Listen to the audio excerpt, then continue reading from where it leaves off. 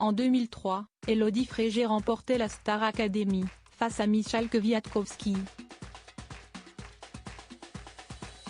Très attachée à son acolyte, elle avait alors promis de lui donner la moitié de ses gains.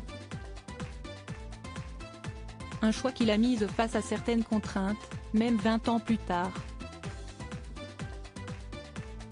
20 ans plus tard, la Star Academy demeure un souvenir marquant pour Élodie Frégé.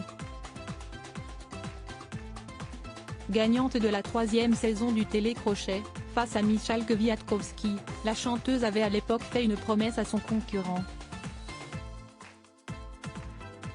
Très attachée à lui et déterminée à le mettre à l'honneur, elle lui avait assuré qu'elle partagerait ses gains si elle remportait l'édition en 2003.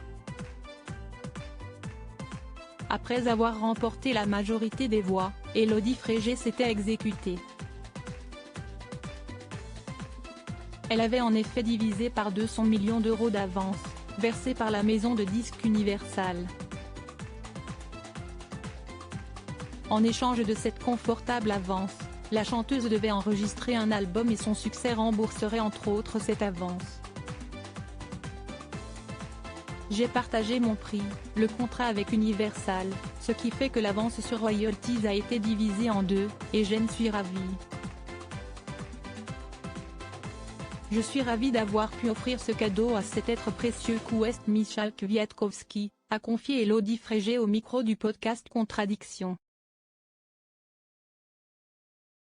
Certifié double disque d'or avec pas moins de 200 000 disques vendus, copies vendues, le disque n'est pas parvenu à rembourser cette fameuse avance.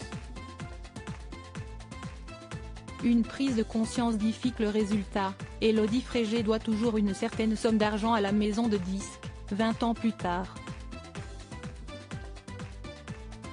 On parle de 500 000 euros d'avance.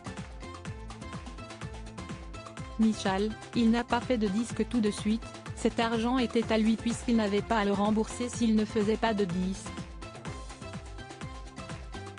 Si est-il toi qui a remboursé surtout, beaucoup, a détaillé Rose, animatrice du podcast. Comment fait-on pour le remboursement? S'est alors demandé Rose. Pour Élodie Frégé, il est temps de se rendre à l'évidence, on ne le fait pas. Je n'ai pas gagné au loto, j'ai gagné une avance donc c'était déjà imposable à 48%. À cette pression s'est ajoutée une prise de conscience.